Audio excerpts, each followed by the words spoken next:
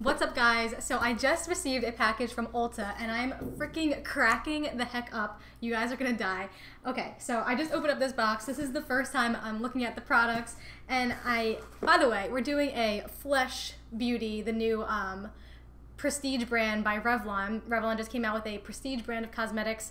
So they're a little bit pricier than drugstore prices, and it's supposed to be like a more higher end line. But I ordered a couple things from Ulta, from Flesh, and this is the foundation. So I am literally cracking up because this is so freaking small. Like, I don't know if you guys can tell on camera how small this is, but I have an issue where like I don't read the amount of product you get in like packaging online. Like, I always forget to check how much product you actually get. So you actually get 0.16 ounces in this foundation, and if you don't understand like what that looks like, it is like less than half of what you normally get in like a cream stick foundation. So this is like my Lancome Ultra Wear like Tint Idol stick, and that's how small the packaging, just the packaging outside box is. To be kind of fair, I know that the standard for cream stick foundations is less than 1 ounce. 1 ounce is usually the standard for like liquid foundations.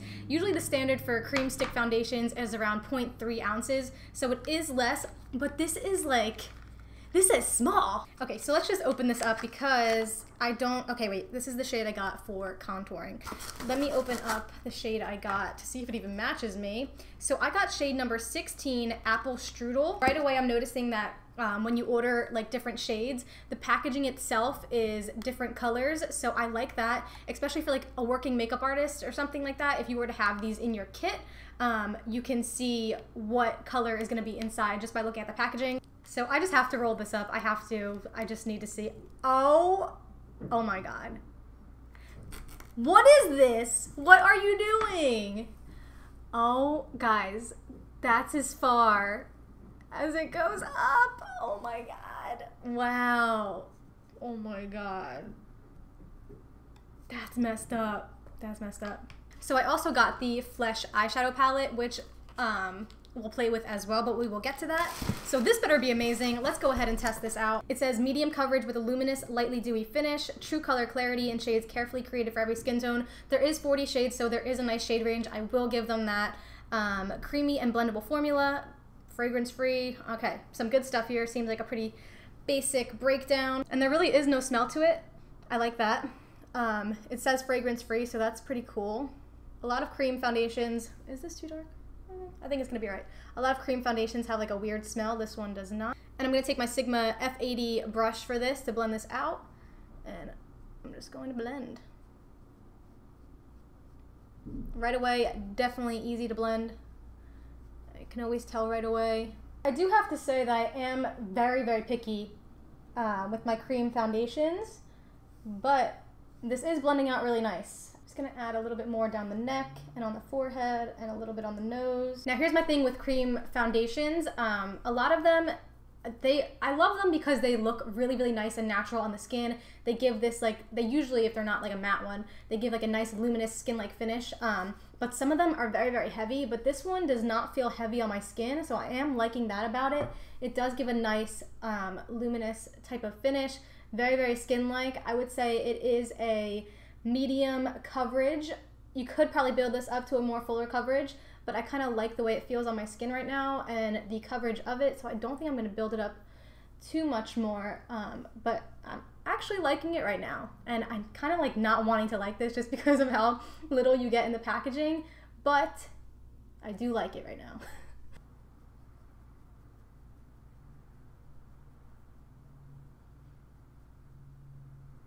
If I'm comparing it to like my Hourglass Vanish Stick Foundation, it's definitely a little bit lighter of a coverage than that one. The Vanish Stick Foundation is also a little bit more mattifying, I would say.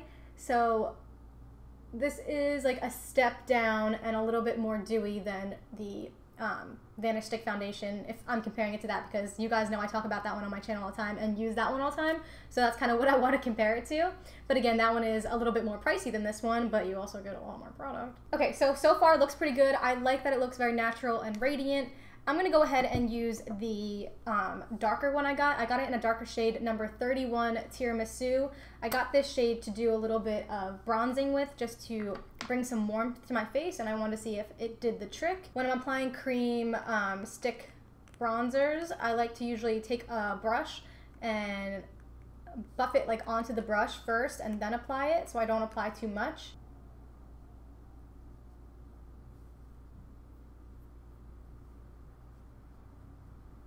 Ooh, this is a good color.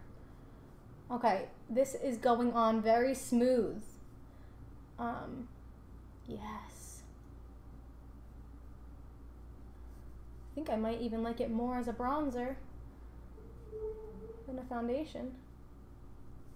Ooh, okay, so if you guys don't watch my channel, I have been using that Lancome Tint Idol stick that I just dropped and it rolled away on my floor. I've been using that as cream bronzer, cream contour, whatever you want to call it, and I think I might like this formula a little bit better, and I've been using that one for so long. So that's kind of surprising. That blended out really nice. This blends super easy. If you have trouble cream contouring, this blends really nice. But it's also probably blending really nice because I'm using the same formulation underneath it. Okay, so I'm just gonna let the foundation hang out there for a little while. I'm not gonna set it yet. I wanna play with the eyeshadow palette that I picked up. This is the Flesh Color eyeshadow palette. I haven't even opened it yet, so let's check it out. Ooh, packaging. I like this a lot. It's all black. It's like a matte black finish, and then it's got the flesh lettering. I like this. I really like this packaging. I do really like this selection of shades. I feel like if you take that pink away, this is like a very nice smoky eye with nice pops of shimmer palette, and then you have that hot pink, which kind of brings some pop of color to it, and it's really cool actually. Let's swatch this gold. It feels really nice. Oh my gosh. Okay, so it's very, very smooth.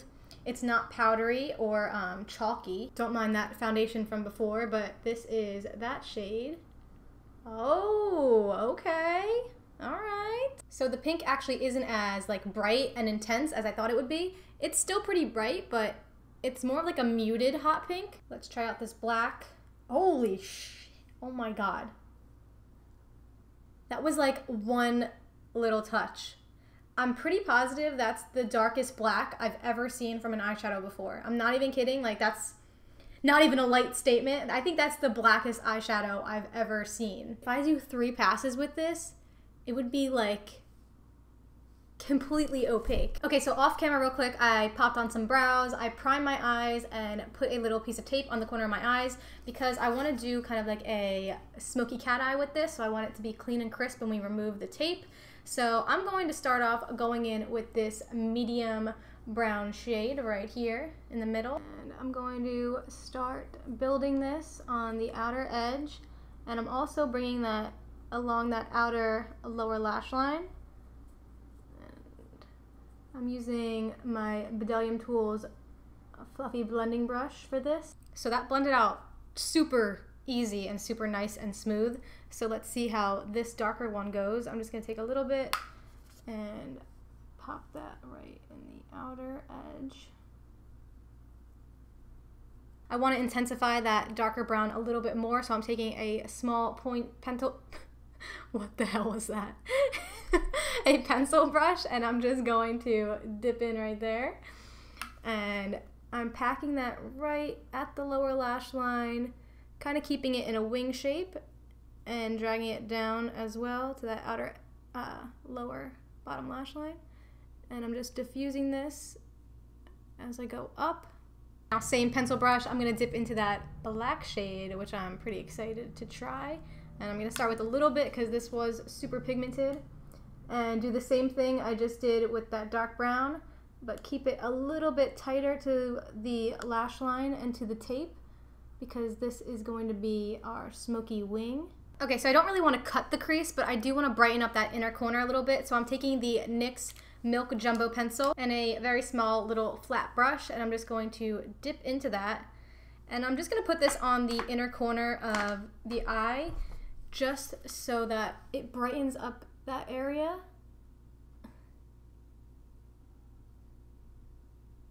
And then you just fade that out into the shadow, just like that. Bronzy brown shade.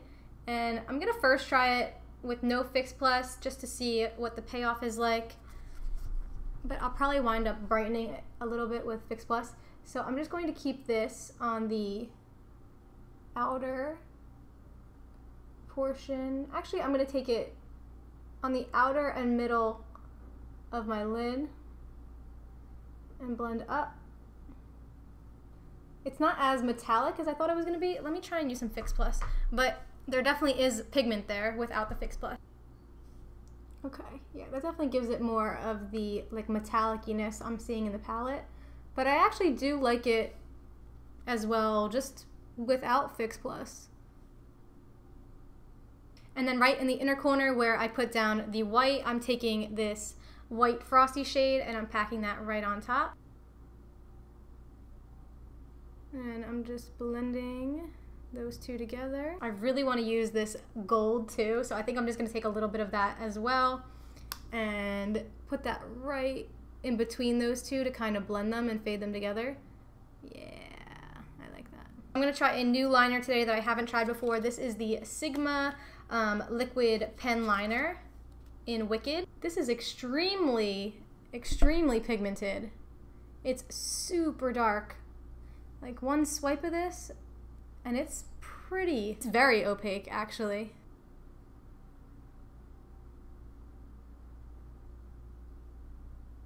So when we remove the tape, we have that clean, smoky line. Okay, so I think it's pretty clear that I am really liking these shadows. I think they are very nice quality, and I like the price of the palette. I think the price is right for the quality of the shadows. They blended super nice. So I'm gonna go ahead, finish off the other eye, do the rest of my makeup, come back for one check-in, and then we'll do another one at the end of the day. Okay guys, so I just finished off my makeup. This is the first check-in. And I'm really loving everything. I really love the way it looks. I love the eyeshadow. I feel like I just really love this entire look. I'm just really feeling the tones and everything. But as far as the foundation goes, it looks great. It feels great. I am gonna wear this throughout the day, and I'm gonna do a check-in at the end of the day because that's the most important thing. If it holds up or not, who cares if it looks great now? It needs to look great throughout the entire day. So I'm gonna also take some pictures and we'll see how it photographs, and I will come back with all that information in a few hours. So I will see you guys soon. All right, I am back and it is just about 3 o'clock. It is 2:57, so the foundation has been on for about, I think like 4.5 hours, which isn't like that long of a time, but I'm getting a little doo-doo, just a little bit of dew. But it's not like breaking up or anything, like it's staying completely intact. I have to tell you guys that it is so hot today. It is registering like just about 100 degrees in my car thermometer, so it is super hot out. So given that fact, for a cream foundation, I do tend to get a little bit more oily, especially if it's not a matte cream foundation. So this is pretty normal for me. I do have normal to dry skin, so I don't have oily skin. So if you have oily skin, I don't, like right off the bat, I don't think this is gonna be like your favorite foundation. But I also didn't really set this foundation down today. I only took my Laura Mercier powder underneath my eyes. I did a little bit on the nose and on the chin, and those areas that I set with the Laura Mercier really aren't that bad. It's like right in my smile lines and on my cheeks where I only set with a little bit of, what was it? The Hourglass like finishing powder, and I just like gently buff that all over my face, a very small amount. So if I were to take my Laura Mercier all over my entire face and kind of press it in, I feel like it would be a lot less oily than it is right now. It's pretty much an undebatable fact that cream foundations photograph very well. They're probably one of the best foundations for photography. That's why I usually tend to use my Hourglass Vanish Stick when I'm doing like a night out, because it just photographs really well. And this foundation is definitely holding true to that. I took some pictures with and without flash. This picture with flash was taken in my bathroom with no lights on, and that's just the flash from the camera, and it looks phenomenal. And then the other picture is taken just in natural daylighting, and it looks just as good. It photographs very well. I do have to give it that. The eyeshadows look very good as well. They're holding up great. They're staying very like pigmented and true to color, no fading going on. I really like the shadows. That liner that I use, the Sigma liner, I really love that liner. It is like intensely pigmented. It's just that I have super watery eyes, so I always have this issue where the black tends to like drip and fade like into my inner tear duct. Which I hate. It annoys me. That's why I use that one LA splash liner is my go-to, because it is the only liner that I have found that does not do that to me.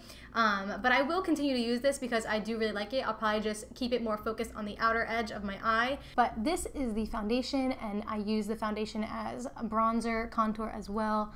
And it looks so good. Even my smile lines with my Hourglass Vanish Stick foundation, my smile lines are definitely a lot worse at this point. Like, they tend to sink in a little bit more, but this is not really, like, it is like a little bit, obviously it's going to, but it's not bad at all. Like, it looks really, really good. So I'm just gonna press on a little bit of powder just so we can see how easily that problem is to fix.